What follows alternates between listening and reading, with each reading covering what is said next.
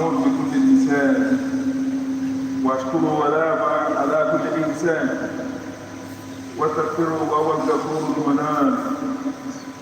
اشهد ان لا اله الا الله وحده لا شريك له ولا اعبدكم من بطون امهاتكم لا تعلمون شيئا وجابكم السمع والابصار والافئده لعلكم تشكرون.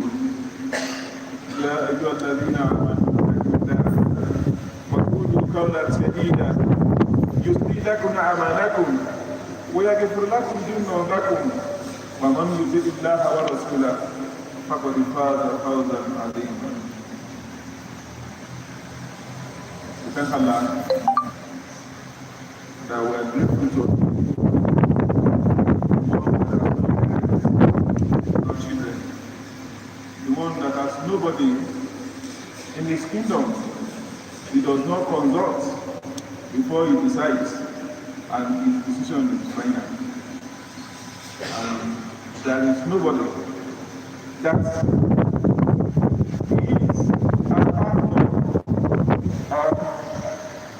as decisive as he is the only one that his decision is final, and we should be grateful and we should glorify him all the time. Thank you once again.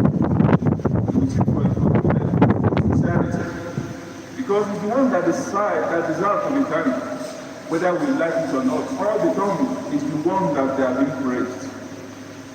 So Allah will never make a mistake. When He has done anything for you, perhaps you need to know that what He has done for you is regret for you at that particular point in time. Never should you regret Allah's action on you except to thank Him. And we also ask for His forgiveness, because He's the one that forgives and He gives assurances of forgiveness. We testify that there is no deity worthy of worship besides Allah.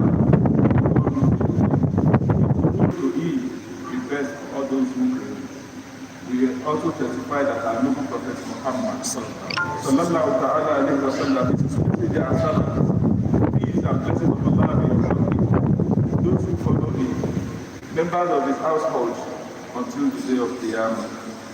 The salam of Allah.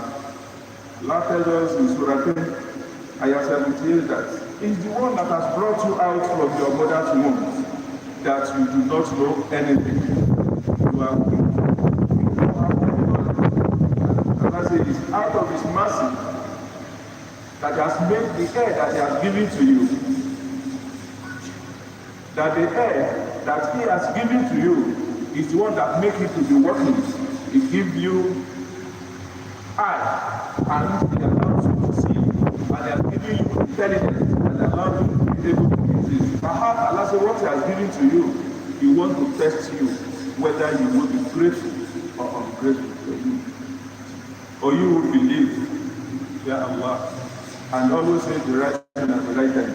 If you do this, Allah will do so bad. Alhamdulillah. Alhamdulillah. Alhamdulillah, Rabbil Alameen. We thank Allah that we are grateful to Him. We appreciate His blessing. As we all aware that election today in our country is less than a month from now. And we have been seeing so many things, and we're behind so many things. And the most surprising is that we Muslims, we are also behind in a lot of things that we are forgetting that Allah will not understand it. Many of us used to do so many things. We are sure that this thing is not right. I will think, is it not election time?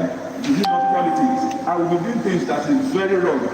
Allah said, no matter what you have done, how small they are, in whatever condition, we should not make mistake. And to assume that this is politics and Allah does not have a need. And that is why my topic today is Nigerians and the 2023 election campaign. Given us one of the greatest opportunity has given us one of the rarest gifts that he has never given to any country. He has never given to any nation. Let's look at even resources that Almighty Allah has given to us. We want to talk about the human resources that an average Nigerian is needed. What you need to give him the right thing to work with, you will know that he is very brilliant. The problem we are all having is because there is no opportunity for us to express ourselves. By the time you put a Nigerian in a particular place, you will know that he is one of the best. What I'm saying, I heard it from a German engineering who said that whenever he had Nigerian students that are planning under him, he said whenever they are making mistakes, he always turn his back against them, that he will never correct them. He said, another Nigerians, what you think is a mistake, he will come out with something new that you, his lecturer, you have never seen. That is what somebody is telling us about what our country is, what Almighty Allah has given to us. We know another Nigerian is a very hard-working person. He's loving, he's tolerant, he's hard-working, and most of the time we tend to be God conscious. And the challenges we are facing as individuals, because we believe that people have cheated, and we just also want to join them, and that's what changes our thinking as a nation. Now, among other problems that led us to where we are is also the problem of poverty. That because it is natural, those who are poor, if you don't think right, what you think is good, by the time a poor person wants to reason, it will be different. And if you also look at our election today, that we discover that it is highly monetized. I was hearing one of our members, who was a former governor, he said the man to become a governor of the United States, at least 4 million naira that you have to waste. I said, repeat it. He said, you need at least 4 billion naira to become a governor of the state. I said, when you have that, why are you contesting again? What do you want to use this yourself? You will not understand. I said, I agree with you. I will not understand. And also,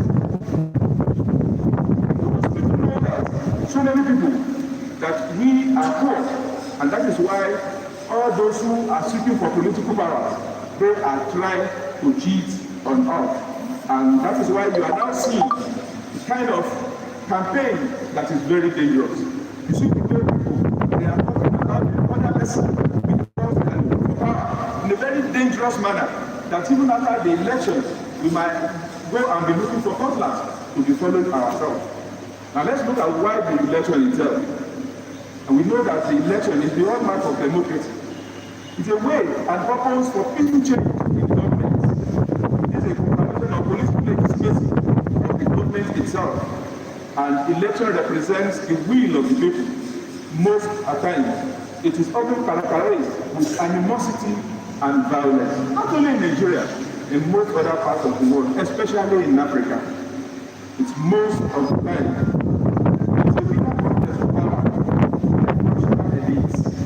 And perceived as representing ethno-religious groups and regional interests, but most often they are representing their personal interests and make all of us it to look like as if they are actually thinking of communal or national interests.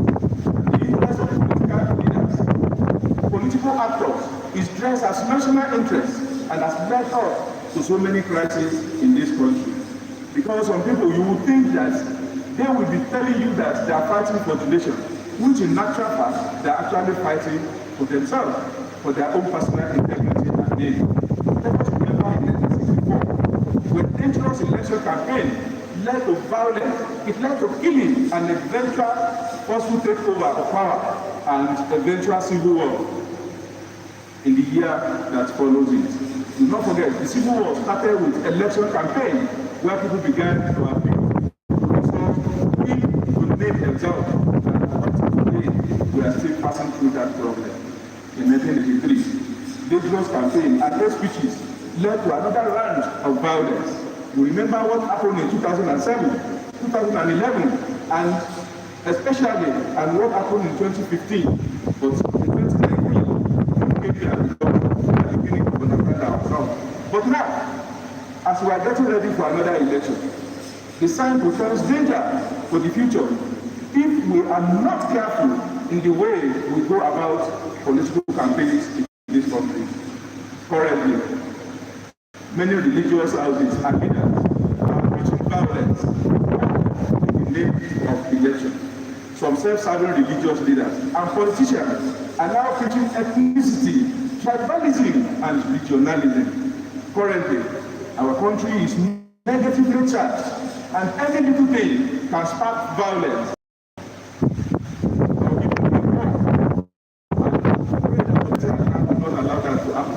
But before I continue, I want our politicians to look at most people who have tickets of various political parties today to contest for various political offices and positions now.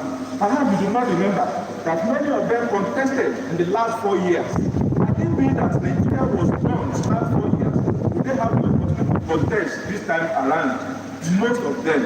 And the meaning is that if we are not careful, because you lose one election at one time, or because you need the power at a particular point in time, and you think because you have not gotten it, or because you think yours is being threatened, and you want to do the you not get, you see the results, and we realize why, and how we find ourselves in this type of situation. One of the main reasons is that the government offices or political offices have been too attractive, too juicy, and it's the only opportunity to get rich without stealing government money. It's as easy as eating bread and butter, and competing to occupy it became deadly. It is about sustenance. That is the position they are looking for. It is about relevance. It is about power. It's about control. And above all, it's about oppressing the other group. To cling to that position, there will be aspirants must devise a method of destroying all other contenders. He must present himself as the best suited for the position he or she is aspiring for. Therefore, appeal to people's sensitivities become imperative for such a person. He begins to tell them that, I hope you will listen, that perhaps you do not know that we Muslims are being cheated in this country. And if you are to be Christian, they will tell you that Christians are being oppressed. He said Christianity will vanish in Nigeria. If you allow Christians to continue like this, if you allow Christians to win, if you allow Muslims to win, then that will be the end of Christianity in this country. Or if you allow Christians to win, that will mean that we Muslims were not relevant in this country. All it is just to cheat all of us. None of it is right. They were just saying it just because they were looking for power. And they will also be telling us, it's time for an Igbo man to become the president. No, the former president is from the west. They will tell you the current one is from the east. It is then we will realize. But when they are sharing it, one night nobody will remember where anybody comes from. It is you and I that is going to suffer. Many of them involved in also destroying the personality of their perceived opponents. Do you remember the 2015 election campaign on a particular 2015 election, on a particular private TV station, and also on the personality of our present president? I do not know whether you remember what happened that time. Even currently, so many television and radio stations, if you hear what they are talking about other opponents because they are working for a particular one, then you will be afraid that are these people actually professional in their work? Politicians and pseudo-politicians should know that they are doing what they are doing because Nigerians are Nigerians. If their speeches destabilizes Nigeria, then it means they will not have a place that they will contest. The question now is, do we allow this thing to continue to be going like this? What do we do individually? What do we do collectively? And what do we do as a nation? The politicians and pseudo-politicians and integrated politicians should know that there is always another opportunity. If you say you must get a particular position at a particular time, the life itself will not be interesting to you. Secondly, you will exhaust all your opportunity on time and you will not be relevant again. Perhaps you do not understand what I'm saying. Do you remember a particular leader in this country who was a time he was the Senate president? And at the time, now when he became the Senate president, at a very young age, when he finished his term, which position can he continue, can he now contest for? He could not go and contest for governor because he's too small, or the chairman of his local government. And yet, to go for the president is too much for him. It became very, very irrelevant. Adibini did not win. Adibini did not got appointment as the Senate president at that time. He could even contest for member of Senate for 5-10 times. It will still be relevant. But the moment you have gotten everything at the same time, it means you have eaten everything that belongs to you. The politicians should also know and get trained to it that position that there are some group of people that they gather wealth, they gather position, thinking that that wealth and position will allow them to live long. Allah says a lie. Let them have weak load in their smallest finger. Wallahi, they will know that God is not from their local government. The power and the wealth will not be enough. We have seen people who died on the power. We have seen those who they are looking for it. We have seen those who died immediately they left the power. We have seen those that they have won the election and before they got into the position, Allah took their life. We are not making jest of anybody, but Allah is telling us that He's warning each and every one of us that there's nothing He will not do. That because we are doing politics, we should be careful that anything could happen. Also, the politicians should also not forget that they have children, they have family and other relatives. If they destroy other people now, their children will also suffer the same thing. But if you are gentle, you are godly and gentle, you yourself, your family will enjoy it. Remember the story of Mahatma Gandhi in India, who practiced politics without violence. His life is enough for any politician to go and learn. 2 of his children, you remember Mahatma Gandhi, became president in India. Even his daughter-in-law, the wife of one of his sons, also became president in the same India. Supposing he did not win and they have destroyed India because of him, will his children having such an opportunity? We should know that if we do not get something now, our children are there, they may actually get something that is better. And politicians should also tell the electorate in clear terms what they want to do, how they want to do it, with who and what are they going to do it, and what time are they going to do it if they are elected. And that means that they should stop insulting or abusing other people. Do not abuse.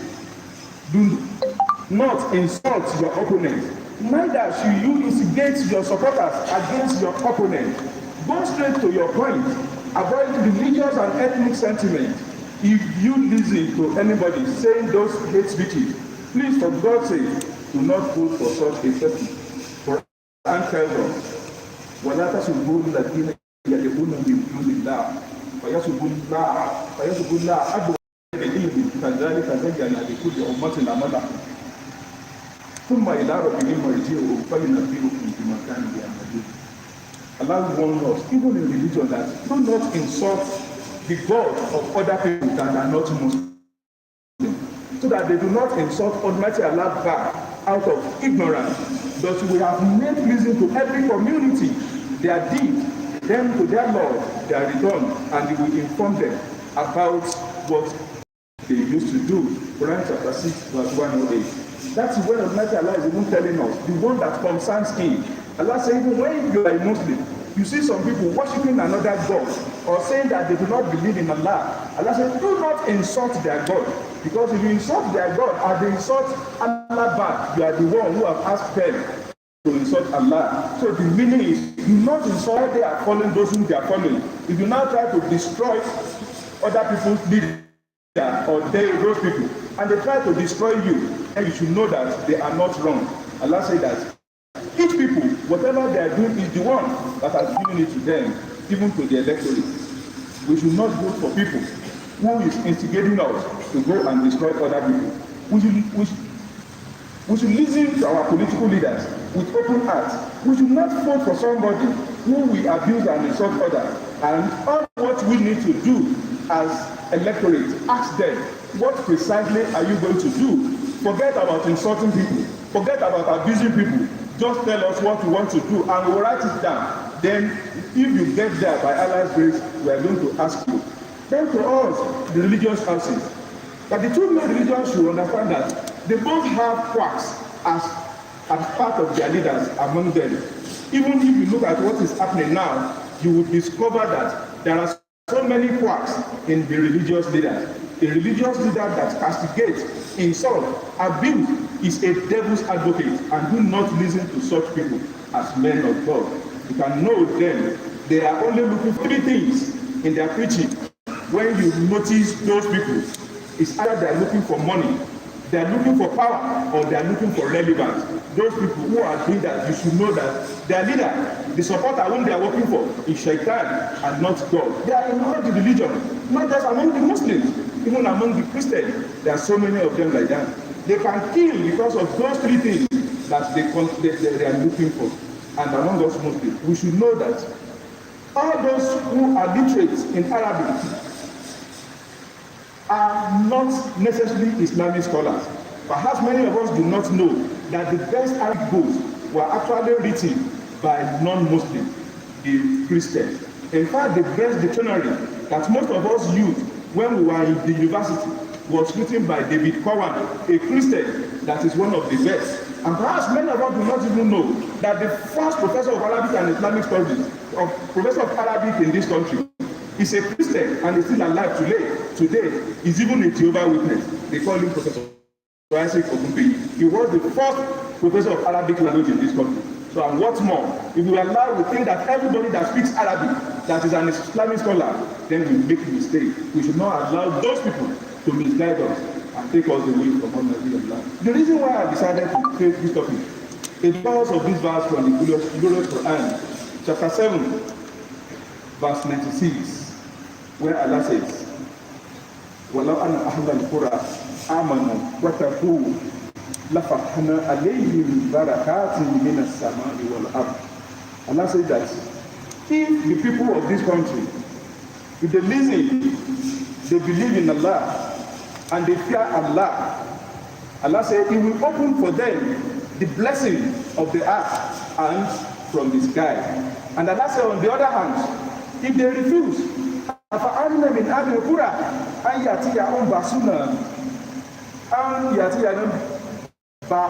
وَهُمْ نَائِمُونَ أَوْ أَمِنَ أَهْلِ الْقُرَىٰ أَنْ يَأْتِيَهُمْ بَأْسُنَا ضُحًى وَهُمْ يَلْعَبُونَ. Allah says that then the people of the cities feel secure from the punishment coming to them at night while they were asleep, or the people of the city that refuse to fear Allah, they feel secure from the punishment of Almighty Allah that's coming to them in the morning or in the daybreak while they were at play.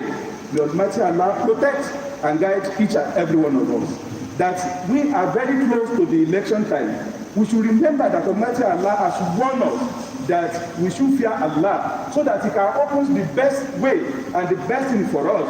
And if we do that, and Allah will bless not just us individually, He will bless us as a nation. The Prophet was reported to have said that that the love of one city, it is part of faith. إن الله يعمل بالألوان الإنسان وإيتاء ذي القربى وينهى عن الفحشاء والمنكر والبغي يعظكم لعلكم تذكرون. Allah commands us to be doing of good and the grant of it and Him. He forbids all sinful things, injustice and rebellion. He instructs you that you may receive and ربنا عليك توكلنا وعليك أنبنا وعليك المصير. ربنا ادفع بيننا وبين قومنا بالحق وانت الفتيين. ربنا لا تزغ قلوبنا بعد إذ هديتنا وهب لنا من لدنك أنت الوهاب. سبحان ربك رب العزة عما يصفون والسلام على المرسلين والحمد لله رب العالمين.